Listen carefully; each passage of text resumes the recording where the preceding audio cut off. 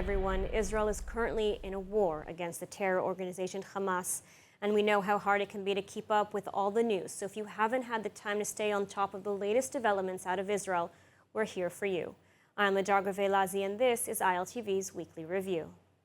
And the last day of the living hostage releases for the first phase of the ceasefire deal allowed 6 more hostages to return back to their families after 505 days of brutal Hamas captivity.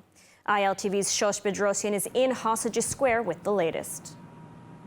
Well, it took hours for Hamas to release these hostages in these 2 separate handovers that took place yesterday. But finally, 6 hostages are back home and were able to reunite in joyful moments with their families. 2 of the hostages that were released were in Hamas captivity for more than a decade. Meanwhile, the other 4 hostages were kidnapped on October 7th.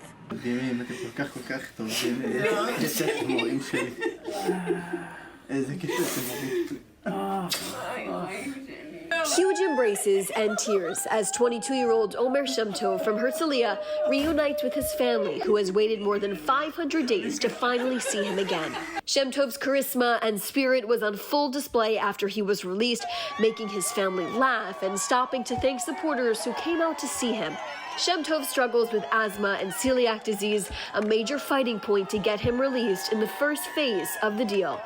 Shem Tov, Elia Cohen, and Omer Wenkert were all kidnapped from the Nova Music Festival. Images from October 7th taken by Hamas showed the 3 men being kidnapped into Gaza, the last sign of life their families received until their families watched Hamas's propaganda ceremony on Saturday, where they saw their loved ones alive for the first time in 16 months. Cohen reunited with his family and longtime girlfriend Ziv, who he had no idea survived the Nova Music Festival.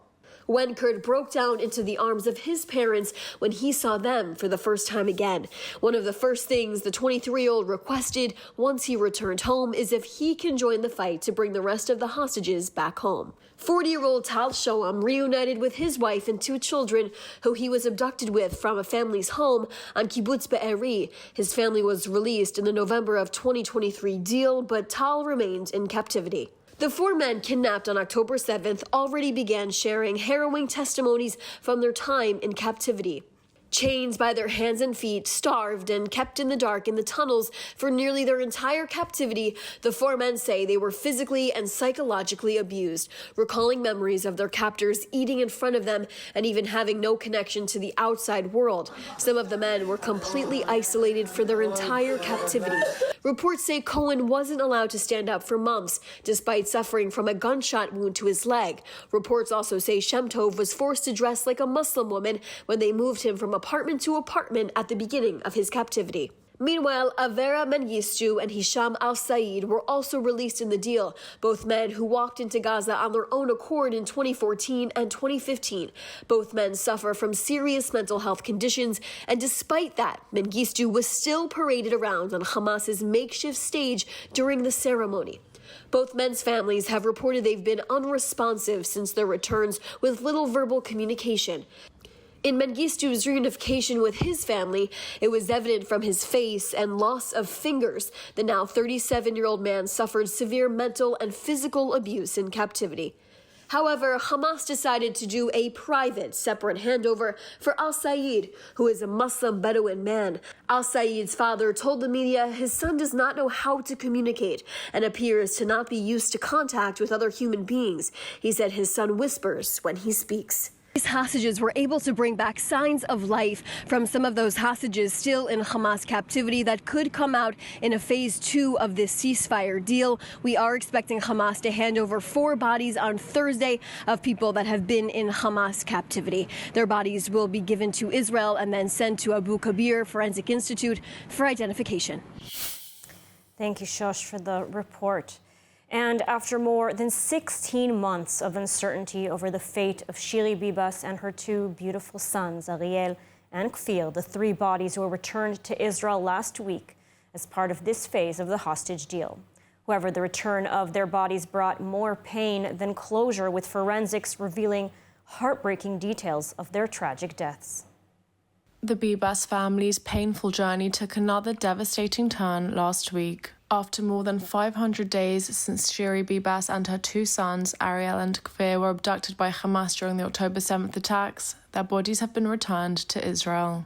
It was meant to be a moment of closure, but for the Bibas family, it became yet another chapter of pain. Forensics confirmed that Shiri and her babies were not killed by an Israeli airstrike as Hamas had claimed, but were brutally murdered with the bare hands of the terrorists. Ariel and Kfir were not killed in an airstrike. Ariel and Kfir Bibas were murdered by terrorists in cold blood. The terrorists did not shoot the two young boys. They killed them with their bare hands. Yarden Bibas, who was released at the beginning of the month, has stated he wants the entire world to know the horrific manner in which his wife and children were murdered. Moreover, adding to the pain and uncertainty, on Thursday, while the remains of Ariel and Kfir were immediately identified, the body supposed to be Shiri's did not match her. Israeli authorities confirmed that it was not Shiri nor any other hostage. The misidentification sent shockwaves through the family, who had already endured unimaginable grief. These Hamas monsters also cynically refused to bring back the boy's mother, Shiri, and sent the body of a Gazan woman instead, in brazen violation of the agreement. The devastation of knowing how Shiri and her children died has left a deep scar, but for the Bibas family, the truth is finally out. As the family mourns, they remain determined to honour the memory of their loved ones and to ensure that the world knows the horrific reality of what took place. By Friday, a new body was returned by Hamas, and Israeli officials confirmed that it was indeed Shiri Bibas. The news came just before the weekend, bringing some closure to the grieving family. And as the Prime Minister of Israel, I vow that I will not rest until the savages who executed our hostages are brought to justice. They do not deserve to walk this earth. Nothing will stop me. As the family now prepares to bury Shiri Bibas and her two boys, the ordeal that began on October 7th continues to haunt them. The long-awaited return of all hostages and their remains remains a priority for Israel, as the search for justice and closure continues.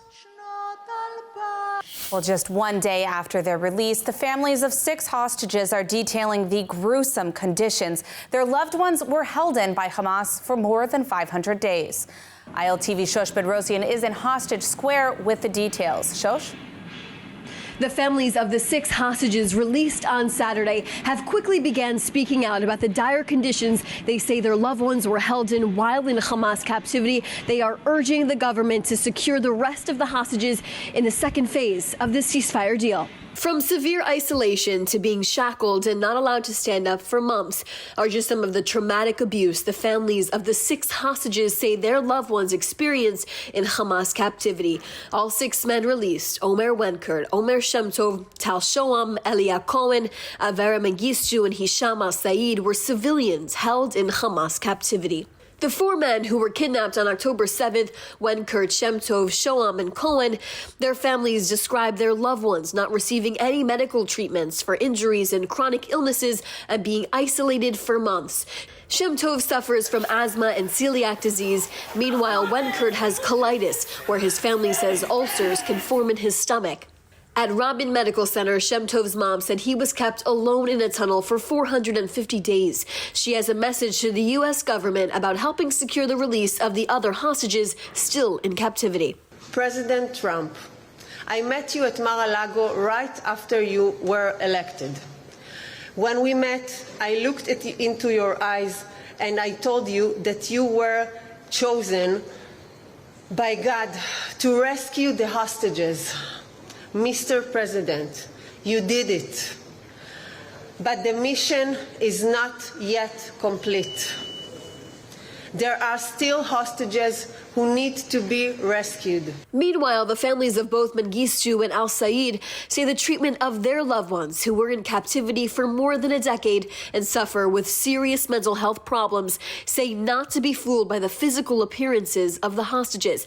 Al-Said's father, a Bedouin Muslim man, say when he hugged his son for the first time, he was, quote, embracing something that wasn't human. He says his son cannot speak, has no voice, and no memory of what happened. He also said it appears his son has had no contact with human beings. Both families say the men are having a difficult time communicating. On Wednesday, Shiri Kfir and Ariel Bibas will be laid to rest in southern Israel. Meanwhile, on Thursday, Israel is expecting Hamas to hand over 4 bodies of hostages still in Hamas captivity. They will be brought to Abu Kabir Forensic Institute here in Tel Aviv for identification. Well, Israel is facing multiple fronts and has announced, of course, several long-term positions which they'll be holding on to for security purposes in Lebanon, Syria, and the West Bank. But the elephant in the room continues to be the Islamic regime in Iran, the sponsor of almost all this instability we see in the Middle East. While Israel faces off the proxy threats, experts are speculating about how Israel and the United States both intend to stop the Islamic Republic of Iran from achieving its aggressive and violent agenda in the region and beyond, particularly in regard to nuclear weapons. Joining us now to discuss the Iranian threat and how it fits into Israel's efforts to fight terror is Norman Roll, a non-resident senior advisor at the Center for Strategic and International Studies, as well as a former senior U.S. intelligence officer and senior advisor to United Against Nuclear Iran. Norman, thank you for joining us today. Let's get right to it. We've seen a lot of speculation, a lot of meetings between the U.S. and Israel. What can we expect to see from Israel in the coming months regarding a possible direct confrontation with the Islamic regime? Good evening to you and to your viewers. I think we've got a consistent policy from the Trump administration that is already clear. First, the administration is going to provide the Israeli government with whatever it needs, not only for defense, but increasingly to empower Israel to act on its own if necessary. Second, the Trump administration also seeks to avoid a Middle East conflict at the same time. So Israel will be prepared if needed, but the goal is an agreement of some sort.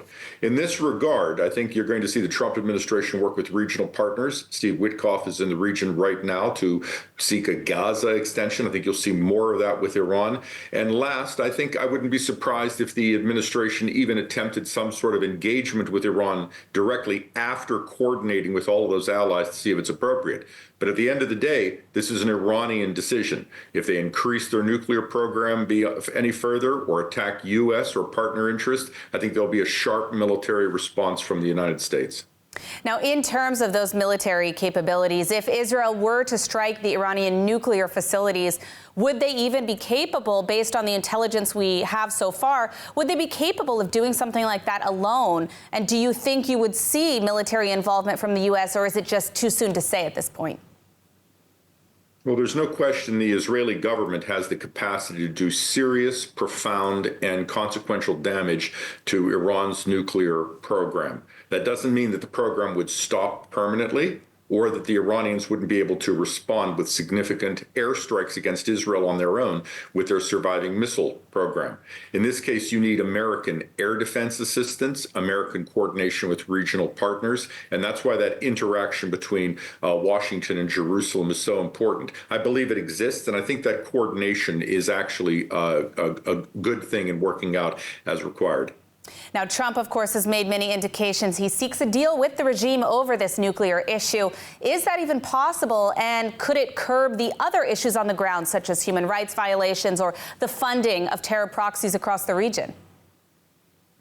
Historically, when Iran has faced regime-threatening pressure, destabilizing situation for its regional neighborhood, and an opportunity for negotiations, it has considered and taken some nuclear concessions. Think about 2003, think about 2014.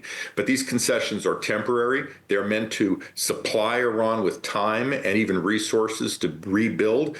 The question becomes, do you allow the Quds Force to survive?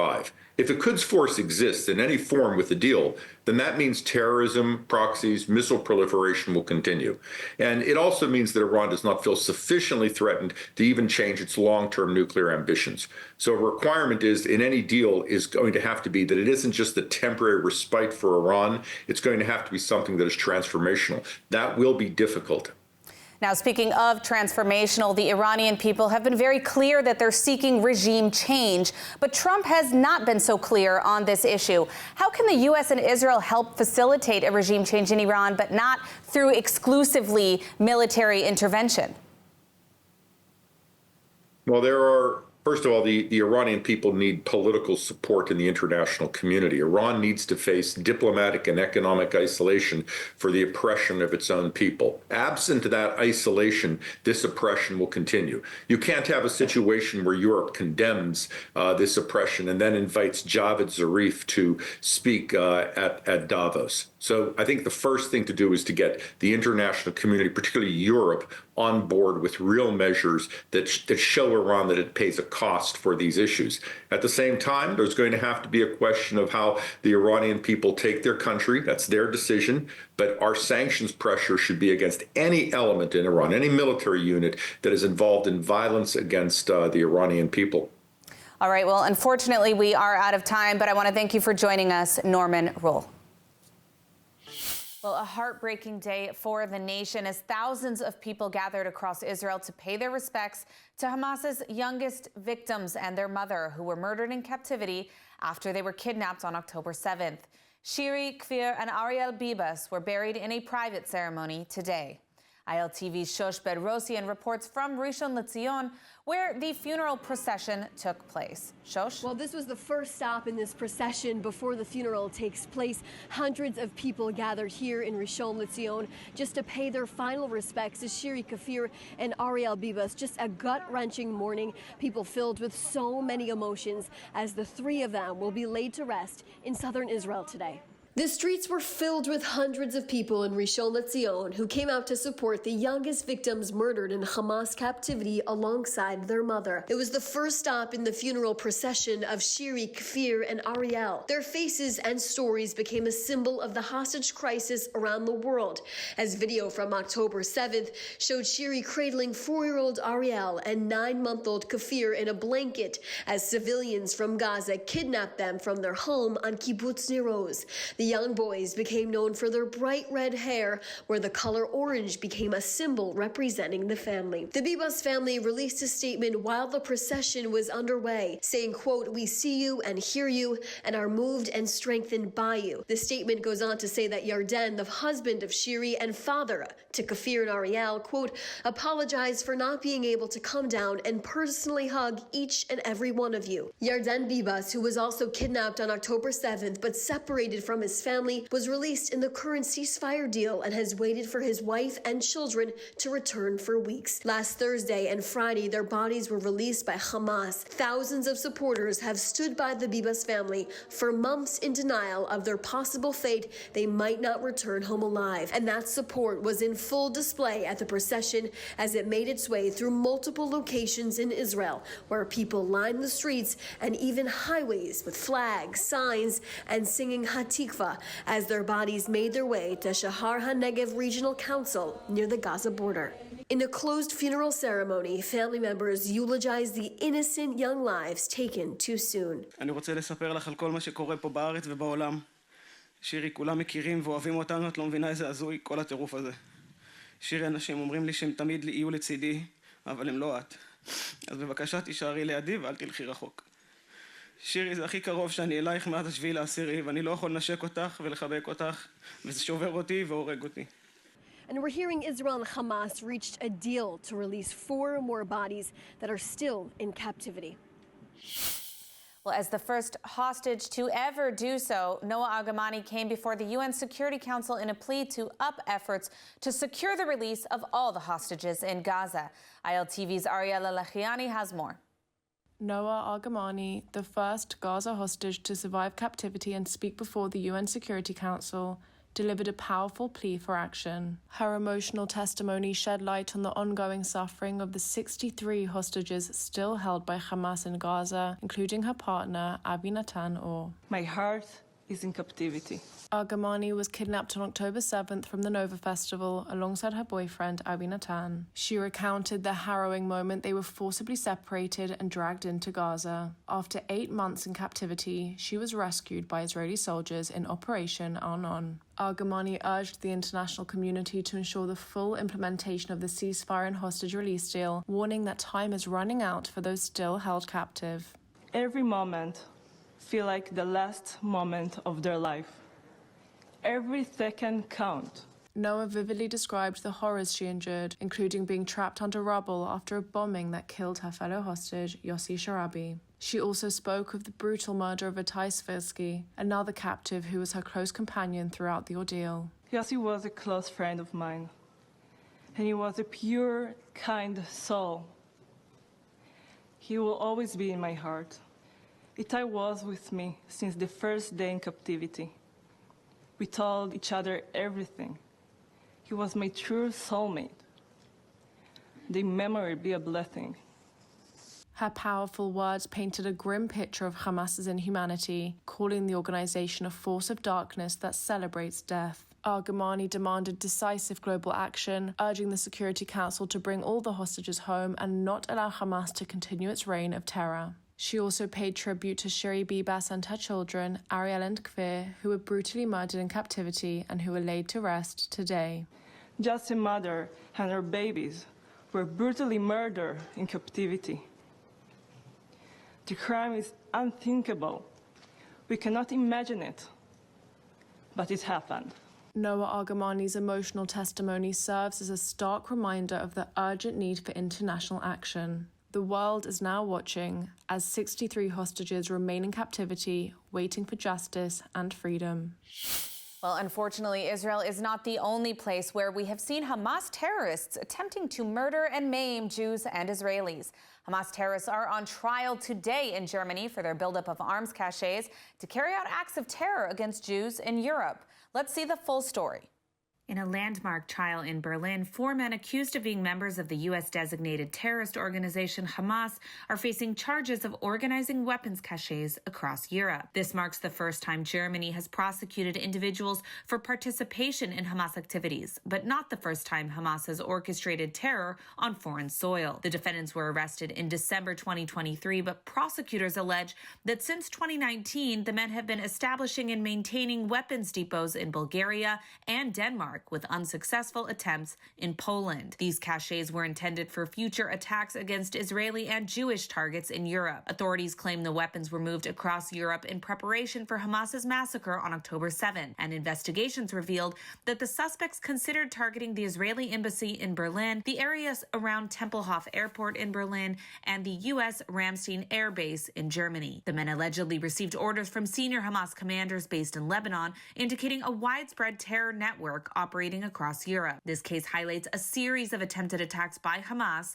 in Europe. In December 2023, Danish police arrested 4 suspected Hamas operatives planning attacks on Jewish or Israeli targets in Denmark. Similarly, in October 2023, Molotov cocktails were thrown at a synagogue in Berlin, and an explosive device detonated near the Israeli embassy in Cyprus, leading to the detention of 4 men of Syrian origin. The trial in Berlin is expected to last several months and could set a legal precedent for future cases involving membership in foreign terrorist organizations within Europe. As the trial unfolds, European authorities remain vigilant against potential threats from terrorist organizations, which have plagued Jewish communities globally in the aftermath of the October 7th massacre. For more of the latest updates from Israel, make sure to subscribe to our newsletter at iltv.tv or download the ILTV Plus app. That's it for ILTV's weekly review. Stay safe and see you next week.